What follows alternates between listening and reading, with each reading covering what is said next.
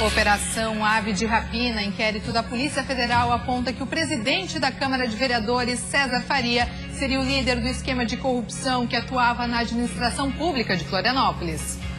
Ao todo, 14 pessoas foram presas preventivamente. O forte esquema de corrupção, segundo a Polícia Federal, desviou 30 milhões de reais dos cofres públicos. Secretário da Semasa e mais 3 pessoas são presas em Lages, suspeitas de fraudar licitações. Formação de cartel, o Ministério Público denuncia 7 pessoas pela prática ilegal em postos de combustíveis de Joinville. Esses empresários que não se sujeitavam ao esquema, eles sofriam diversos tipos de coações, né? 13º salário extra deve movimentar a economia do Estado. Entre os melhores, estudante da Serra é selecionado para a Olimpíada de Língua Portuguesa. Reflexo de um trabalho que foi bem desenvolvido e que está rendendo frutos. O Gabriel é um belo fruto, né, desse trabalho. Homenagem, exposição marca o centenário de nascimento de um grande artista catarinense.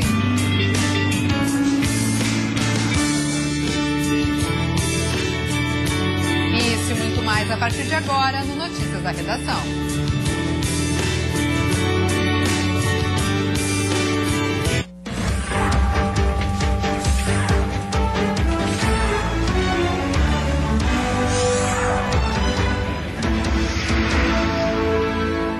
Olá, boa tarde. O secretário de Águas e Saneamento de Lages, a Semasa, um servidor público municipal e 2 empresários foram presos em uma operação do GAECO. Eles estariam envolvidos em um esquema para fraudar licitações da secretaria.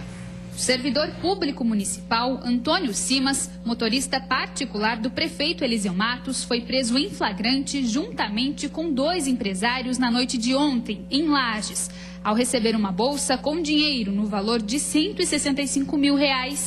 O secretário municipal de Águas e Saneamento, Wilson Rodrigues, também teve a prisão temporária decretada nesta quinta-feira. A operação denominada Águas Limpas de Lages foi desencadeada pelo GAECO, o Grupo de Atuação de Combate às Organizações Criminosas. Segundo o órgão, o dinheiro apreendido serviria como propina, paga a alguns servidores municipais para que a empresa do Paraná vencesse a licitação da Semasa, onde o processo licitatório foi aberto hoje. A empresa do Paraná já estava fazendo alguns trabalhos na cidade em caráter emergencial. Em coletiva à imprensa, nesta manhã, o prefeito de Lages disse estar surpreso com a notícia. O que eu determinei? Afastamento imediato dos envolvidos, todos foram afastados, tá? A abertura de processo administrativo para controladoria e auditoria imediato, né? E eu vou aguardar todos os fatos do Ministério Público, tá? A informação do Ministério Público. Segundo o procurador do município, eles irão cooperar com as investigações. A orientação dada pelo prefeito e a orientação passada ao Ministério Público é de que a administração está aberta a entregar toda a documentação que o GAECO precisar para a investigação. Nós temos interesse que isso seja investigado. Em uma nota divulgada pelo Ministério Público, foi informado que hoje pela manhã, 6 mandados de busca e apreensão foram cumpridos em Lages e na sede da empresa em Curitiba. Os 2 servidores municipais e os 2 empresários foram encaminhados ao Presídio Regional de Lages. À tarde, o GAECO deve se pronunciar em entrevista coletiva. E em Joinville, o Ministério Público denunciou 7 pessoas por formação de cartel nos postos de combustíveis. Entre as práticas do grupo estava coagir donos de postos que não aceitavam tabelar os preços. O inquérito do cartel em postos de combustíveis foi comandado pelo GAECO, Grupo de Atuação Especial de Combate ao Crime Organizado. Cerca de 10 pessoas foram investigadas e 7 denunciadas pelo Ministério Público. Entre elas, empresários do setor, o funcionário de uma distribuidora e um ex-presidente do Sindipetro Joinville. A investigação durou cerca de 1 ano e tem mais de 4.000 páginas. Ela reúne a transcrição de horas de escutas telefônicas que foram autorizadas pela Justiça e também de depoimentos de testemunhas que afirmam ser vítimas do grupo. O caso correu em segredo de justiça para o levantamento de provas. Uma das práticas do grupo, segundo as apurações, era coagir donos de postos que não aderiam ao suposto esquema ilegal para tabelar o preço de combustíveis. Esses empresários que não se sujeitavam ao esquema, eles sofriam diversos tipos de coações, né? Como ameaça de despejo, elevação do preço do custo do combustível, né, por parte da distribuidora. Também havia a informação de que alguns órgãos públicos seriam acionados no sentido de empreender fiscalizações contra esses estabelecimentos insurgentes. Os 7 suspeitos foram denunciados por crime contra a ordem econômica, associação criminosa e constrangimento ilegal. A denúncia já foi apresentada à Justiça. Agora o Ministério Público aguarda o parecer. Para a promotoria, não restam dúvidas de que as provas reunidas são contundentes para que o caso seja levado adiante. Algumas reuniões foram realizadas, tanto no sindicato, no Sindipetro, como em alguns postos de combustíveis, né, no sentido de reunir alguns proprietários de postos de gasolina, arrendatários também, para que fosse tabelado o preço, né, para que fossem feitos os ajustes no sentido de que o preço praticado fosse equivalente. E a Polícia Rodoviária Federal apreendeu 1 quilo de maconha com um médico de 31 anos em Paulo Lopes, na Grande Florianópolis. Ele seguia de Florianópolis, cidade em que adquiriu a droga, para Tubarão, quando foi pego em uma fiscalização de rotina na BR-101. A droga foi encontrada no carro, dentro de uma mochila. Aos policiais, o médico que atua em Tubarão disse que parte da maconha era para consumo próprio e que o restante seria distribuído entre amigos. Ele foi encaminhado à Delegacia de Polícia de Garopaba. E a Polícia Federal encerrou hoje o inquérito preliminar da Operação Ave de Rapina. O documento aponta que o presidente da Câmara de Vereadores, César Faria, seria o líder do esquema de corrupção que atuava na administração pública de Florianópolis. Ontem à noite, o presidente anunciou seu afastamento do cargo. César Faria, do PSD, anunciou o afastamento da presidência da Câmara de Vereadores em coletiva de imprensa realizada na noite de ontem. Ao lado do advogado e diante de outros vereadores, ele negou a denúncia de pagamento de propina e compra de votos na Câmara Municipal para beneficiar empresários da capital. Com a decisão do parlamentar, uma eleição será realizada nos próximos dias para definir a nova mesa diretora da casa. Mas eu acredito que esse é o momento necessário para que eu faça isso, para que não atrapalhe nenhum tipo de investigação. Na Prefeitura de Florianópolis, o esquema de corrupção contra a administração pública, desarticulado pela Polícia Federal, causou a exoneração de 5 servidores. Foram afastados do cargo e devem responder processos administrativos o presidente da Fundação Franklin Cascais, João Augusto Vale Pereira, o diretor da mesma entidade, Naiton Pérez da Silveira, e o gerente do Instituto de Planejamento Urbano, Tiago da Silva Varela. Em setembro foram afastados o ex-chefe da Guarda Municipal da capital, Jean Carlos Viana Cardoso, e o agente de trânsito, Júlio Pereira Machado. A partir de agora, a Procuradoria do município vai analisar todas as licitações alvo da investigação. De acordo com o prefeito da capital, contratos irregulares devem ser encerrados. Nós não temos nenhum problema em suspender todos os contratos, né? Nenhum problema mesmo. Isso vai acontecer com base numa avaliação da Procuradoria para não gerar também um cancelamento de contrato irregular que possa onerar a Prefeitura futuramente. Ao todo, 14 pessoas foram presas preventivamente. O forte esquema de corrupção, segundo a Polícia Federal, desviou 30 milhões de reais dos cofres públicos. Servidores da Prefeitura e vereadores fraudavam licitações e até projetos de lei mediante pagamento de propina para beneficiar empresários. Para que esses empresários fossem beneficiados em projetos de lei aqui nesta capital. Essa é a primeira nuance investigativa. A segunda nuance investigativa diz respeito às fraudes em licitação e o desvio de recurso público dentro da Fundação Franklin Cascais. A terceira nuance investigativa diz respeito à conhecida máfia dos radares. E a seguir, você já sabe como vai utilizar o seu 13º salário? Depois do intervalo, vamos dar dicas de como aproveitar bem esse dinheiro extra. E vamos conhecer o estudante da Serra que foi selecionado para a Olimpíada de Língua Portuguesa. Reflexo de um trabalho que foi bem desenvolvido e que está rendendo frutos. O Gabriel é um belo fruto, né, desse trabalho. Nós voltamos já já.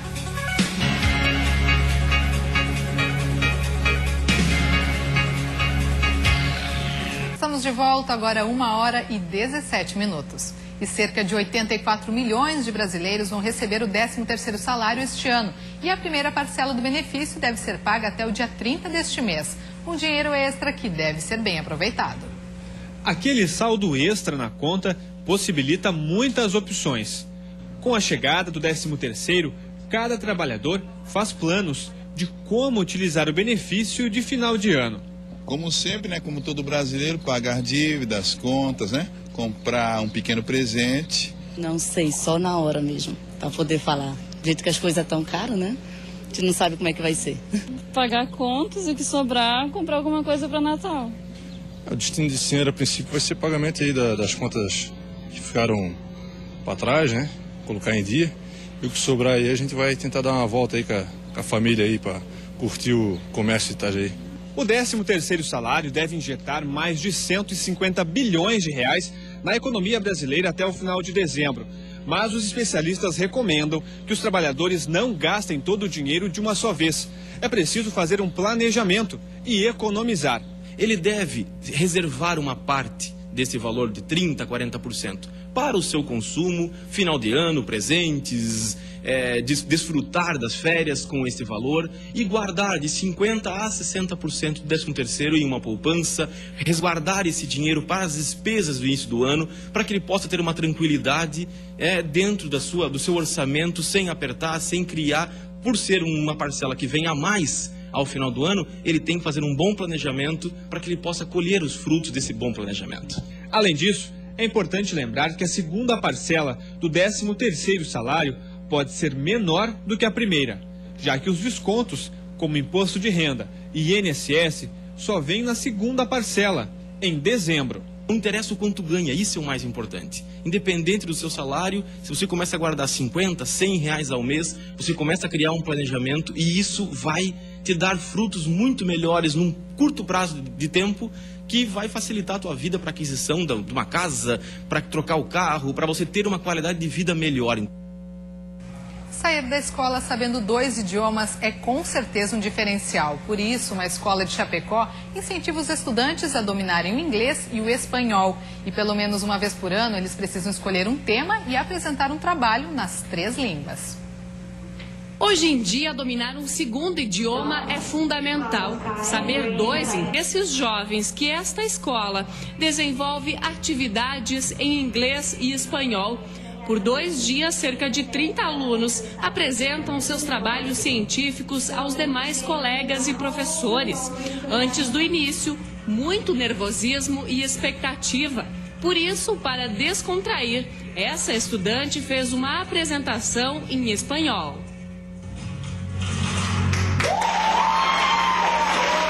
Ana Laura já apresentou em inglês e espanhol. Hoje foi a vez do português. Ela falou sobre a Lua, os movimentos de rotação e translação. Primeiro que vai, vamos dizer, aperfeiçoando as línguas, né? E também para aprender um pouco mais, né? Como eu disse, aprender um pouco mais sobre aquilo em inglês e em espanhol também. Marilis é mãe de Ana Laura. Ela explica que foram vários dias de estudo e que a filha procurou outros locais, como a biblioteca pública, para pesquisar sobre o tema. Uma oportunidade de aprender as 3 línguas dentro da própria escola. E eu vejo que para ela é tão natural aprender uma disciplina em português quanto em espanhol, quanto em inglês. Isso é fundamental, porque não gera aquela dificuldade, aquele estresse todo na hora de aprender uma segunda língua. Até o 2º ano do ensino médio, todos os alunos precisam apresentar uma pesquisa científica por ano. Além disso, eles devem seguir as regras da ABNT para fazer os trabalhos. Estão junto com essa construção do conhecimento, construindo também o idioma, que é o inglês, o espanhol e a língua portuguesa, e também construindo essa capacidade de se colocar em público e construindo uma pesquisa que, na verdade, é algo que só acontece no ensino superior. E na Serra Catarinense, um aluno do ensino médio de uma escola pública municipal está entre os 38 selecionados para competir na final da Olimpíada da Língua Portuguesa, Escrevendo o Futuro. O jovem estudante concorreu com mais de 5 milhões de textos enviados por alunos de todo o país. É daqui da Escola Municipal Suzana Albino França, na cidade de Lages, que um aluno e um professor vêm se destacando. O estudante de apenas 13 anos, Gabriel, está cursando o 8º ano do ensino fundamental. O garoto é meio tímido, mas muito inteligente e estudioso. Disciplina em que se destaca, língua portuguesa. A prova disso é a seleção em nível nacional que Gabriel acaba de passar. Entre 5 milhões de textos enviados de estudantes de todo o país para a Olimpíada da Língua Portuguesa, Escrevendo o Futuro, o dele foi selecionado. E nos dias 16 e 17 de dezembro vai competir na final em Brasília. O tema escolhido por ele, a cultura serrana. É um tema mais cultural aqui da região, por combinar com a pessoa ser muito ligada, apropriada, cultura. Para a mãe, o resultado é fruto do menino estudioso que adora ler. Ele é um guri tranquilo, calmo, né? Ele lê muito, eu acho que esse que é o diferencial. Mas para chegar onde chegou, Gabriel contou com um fator fundamental, o professor Carlos Eduardo. Segundo ele, foram 3 meses de preparação intensa. As aulas de português tornaram-se oficinas. O planejamento ele previu a realização de várias oficinas que permitissem que os alunos pudessem chegar à produção do texto da categoria de memórias literárias com qualidade.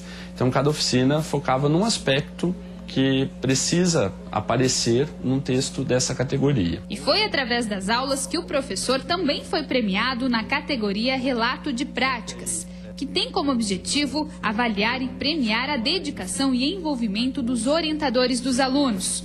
Com isso, a dupla de aluno e professor de Lages foi a única do país a conquistar os prêmios juntos. Quando a comissão avaliadora veio me parabenizar ao final e disse que nós somos a única dupla do país que teve o relato do professor e o texto do aluno premiados, né? Isso me deixou muito feliz, porque é reflexo de um trabalho que foi bem desenvolvido e que está rendendo frutos. O Gabriel é um belo fruto, né, desse trabalho. E depois do intervalo tem a previsão do tempo e uma exposição que marca o centenário de nascimento de um dos grandes artistas do estado.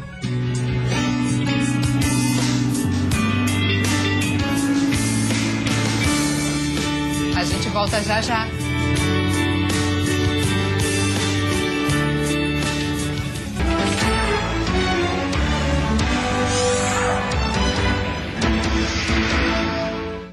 A frente fria que está passando pelo estado deixa o tempo instável na maioria das regiões. Deve chover agora à tarde e à noite em várias cidades. Confira os detalhes no mapa.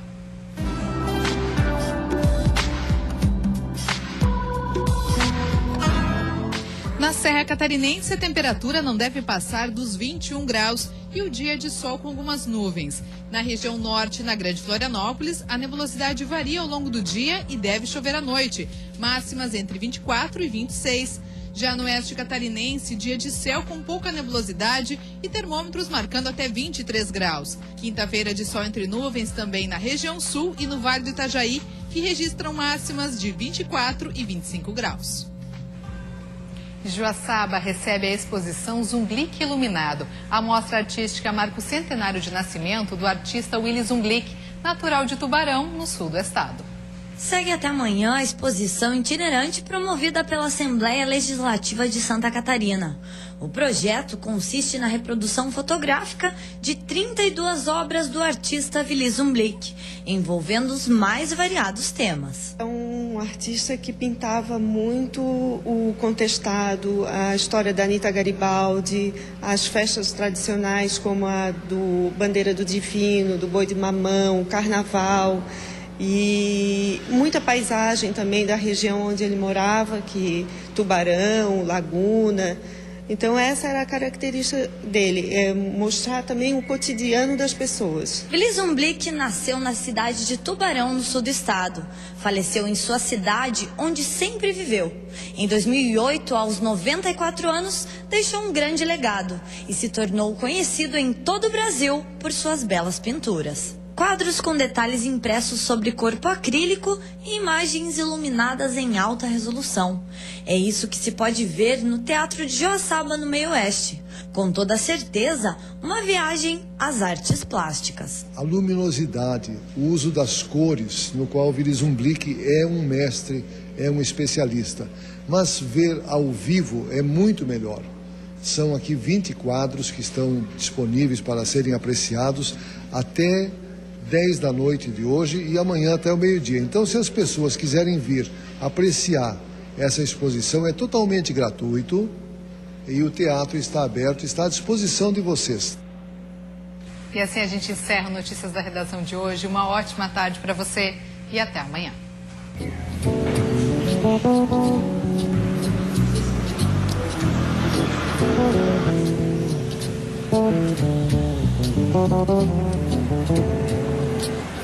Thank you.